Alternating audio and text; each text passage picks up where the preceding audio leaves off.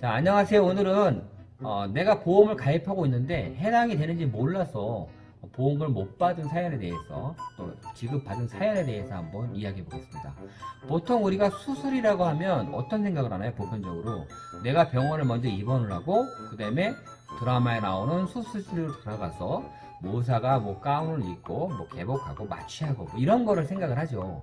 그러다 보니까 상대적으로 이런 것도 수술이었는데 이게 나중에 보상이 돼? 전혀 생각을 못 하는 거예요. 뭐냐? 우리가 임플란트를 하게 되면 치과에 가서 이게 수술이라고 생각을 안 해요. 보통. 그러다 보니까 자기가 가입하고 있는 보험의 혜택을 볼 수 있는데 이거를 넘어가다 보니까 나중에 알게 돼서 네. 그래서 이제 이게 되는 거예요 하고 보험금을 받게 되더라 이겁니다. 특히 저하고 상담하시는 분들이 이런 케이스가 많은데 이 부분에 대해서 한번 짚어드릴게요. 왜?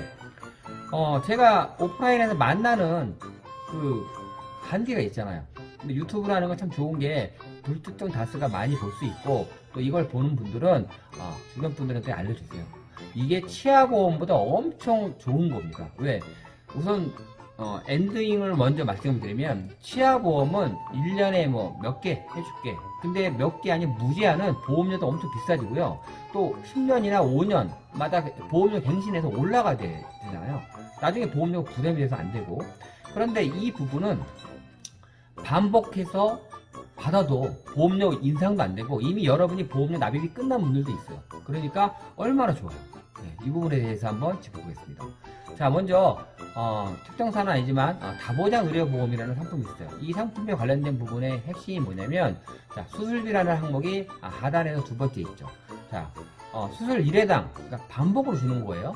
뭐 1종, 2종, 3종으로 나눠서 뭐 보험료를 차등해서 주겠다고 나와요. 그럼 우리가 1종, 2종, 3종은 어떤 수술에 해당되는지 모르겠지만 이 부분에 대해서 보험금 지급한다는 거예요.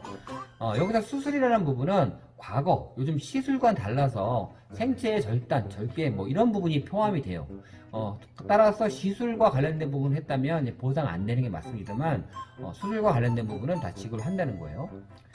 여기에서 아까 그 그림에서 보셨지 질병 또는 재해로 수술했을 경우에는 그림에 보시는 것처럼 30만원, 70만원, 100만원 또 아래의 그림을 보게 되면 1종은 20만원, 2종은 50만원, 3종은 100만원 이렇게 해서 보상을 해주는 거예요.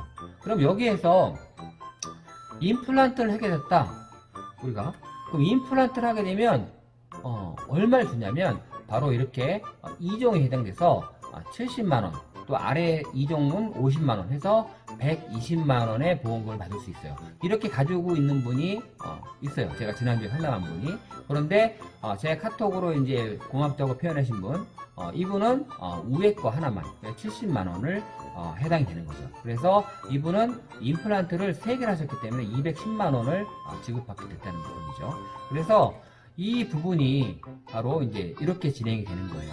보험금을 청구했더니 만선복관 취지점으로 해서 수술급여금 210만원 그리고 임플란트 개수와는 상관없이 이렇게 주더라고요. 이제 하나 알게 된 거죠. 그래서 이분 같은 경우에는 차후에 임플란트를 또 한다고 해도 이제는 아셨으니까 보험금 놓치는 일은 없다는 거죠.